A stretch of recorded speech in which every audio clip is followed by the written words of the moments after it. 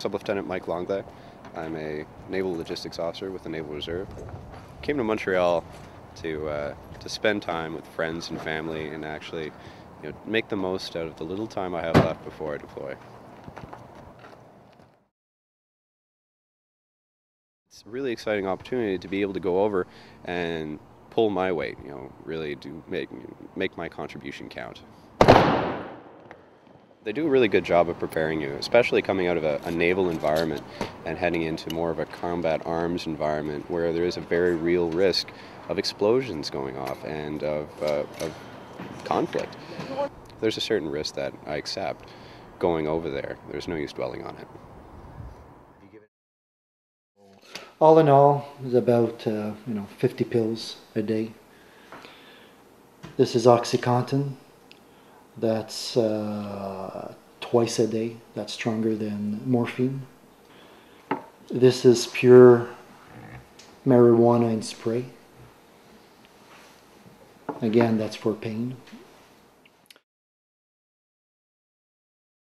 I can remember waking up in panic, and I believe it was probably after the hostage taking that I was involved in.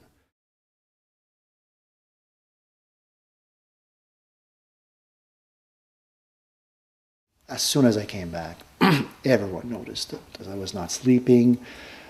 I would stay in my clothes for days on, not taking any showers or anything like this. Other than the high-end emotion of anger and stuff like that, the ever-loving feelings and stuff like that, post-traumatic stress disorder cuts this off drastically. I mean, it cuts it off,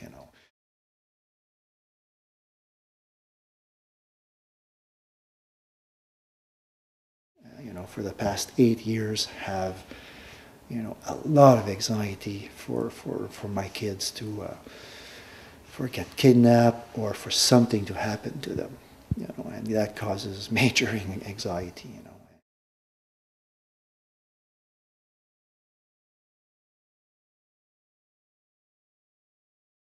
Hypervigilance, you're more aware of signs of danger, you don't feel safe. Sleep disturbances, increased irritability, anger outbursts, difficulty concentrating.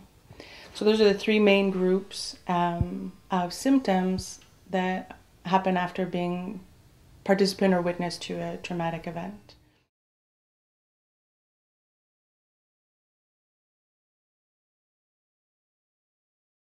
For high risk, people such as frontline workers, people in the military, the number is much higher, from about a third to half will develop symptoms of PTSD. I mean, whether people would admit it or not, you cannot go in a combat zone, kill people, being shot at, and not come back changed.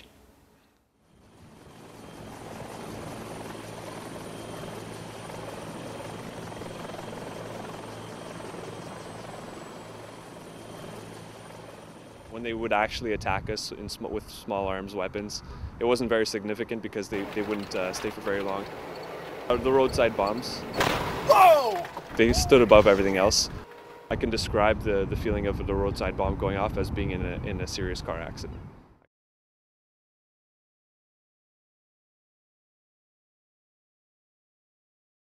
When one of our guys gets hit, one of our guys gets hurt, or death of a friend, that's the hardest thing. In a war zone, when times are good, they're okay, and when times are bad, they're god-awful. So a lot of the less positive experiences are pretty bad.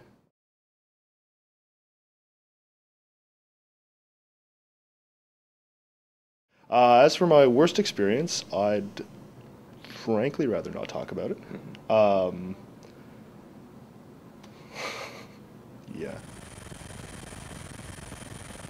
Once I've been asked to go outside the wire with a BBC reporter, and we were supposed to go to a grid, to a coordinate, and finally we got dropped at the wrong place, right in the middle of the desert, no one waiting for us, no interpreter, no nothing, and the cell phones didn't work, and the helicopter just left. Was so afraid, but I was the military there with my reporter. I had to protect him, and I had to manage. There were some medias I was supposed to accompany, and for some reason that day I did not go, and the cameraman lost his two legs. And this is someplace I had to go back again and again, so the danger was everywhere.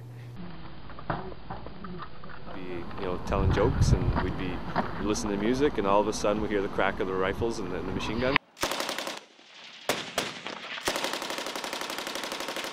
We'd throw on our helmets and our gear and run out to our trenches and then just fire back. So, and that would last for about 20 minutes, and that's that. They'd scoot away. There are certain events that no matter how much training, no matter how much preparation you have put in, are going to be a bit of a shock. What really helped for me is I wrote letters home, and I was able to express myself in my letters home to my family and to my friends, and with that vent, I was able to get over some of the critical incidents that occurred.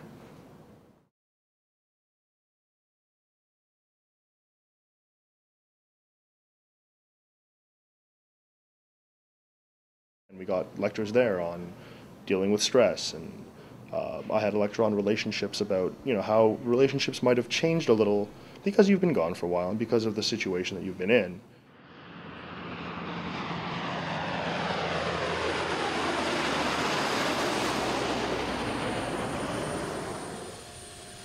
I came home and I saw like a sea of people that I knew. There's my family, there's a whole bunch of my friends, there's my boss, and it was just like, wow. You go home and be with your family. It was great. Then I realized it was very stressful because I got lost in my own house, in the habits. Like, I didn't remember the routines for the kids. I didn't remember what we used to do before. So some people will say that they don't like large crowds. It makes them nervous, things like that. I never really felt any of that. It was more just the impatience with lineups. Say like go to like a McDonald's or something, and person in front of you is taking their time or doesn't know what the hell they're doing. So it's just the little things like that. They set you off a little bit in your head. Some people aren't adversely affected by something that happens, and then they're wondering, well, what's wrong with me? Why am I able to sleep like a baby?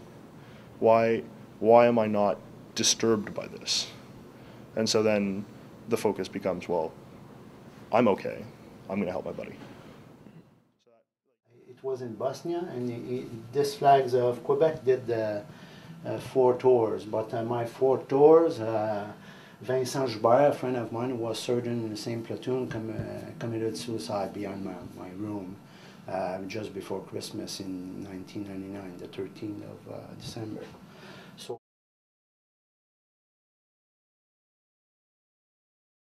the way of thinking is changed every tour, and it can be different after every tour. We have to talk about what happened every day to help us to go through all of our things, I was suffering from PTSD, and yes, I was treated from PTSD, and for a year and a half. It took me 10 years after to... I was suffering of this, but I didn't know what happened. Like I said, I was violent. I took a lot of alcohol until don't remember what I was doing the day before, and I had a lot of problems, but I didn't understand what happened.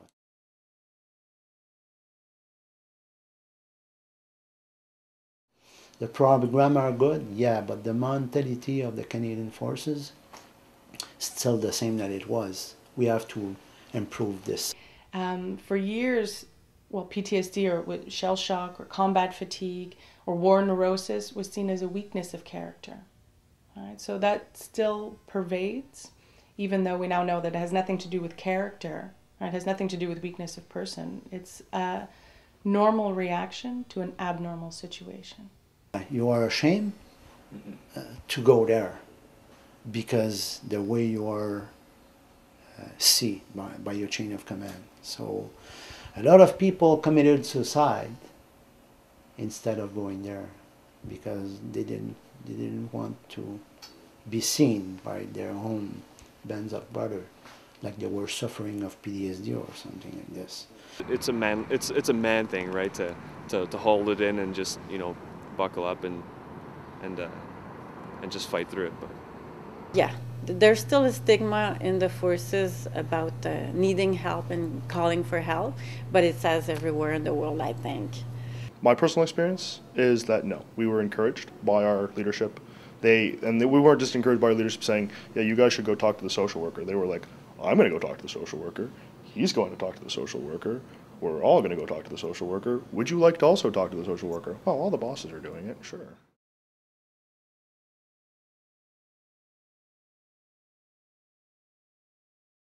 You cannot understand if you are not in the military, but I will have been proud to be a fighter with them because I would have done what I learned all my career. And it was my first war as a civilian, but I didn't go and fight. And I think I would have been able to go back to fight with my friends, with the treatment that I had with psychologists.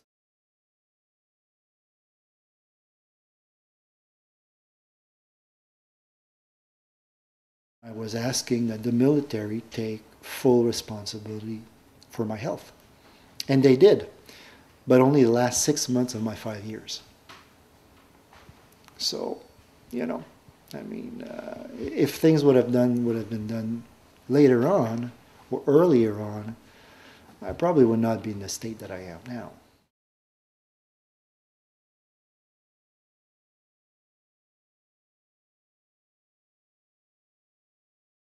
It's a great chance to, well, expand my own horizons and see some very, very stark realities that you wouldn't necessarily get here either on TV or through pictures. You don't experience the whole story.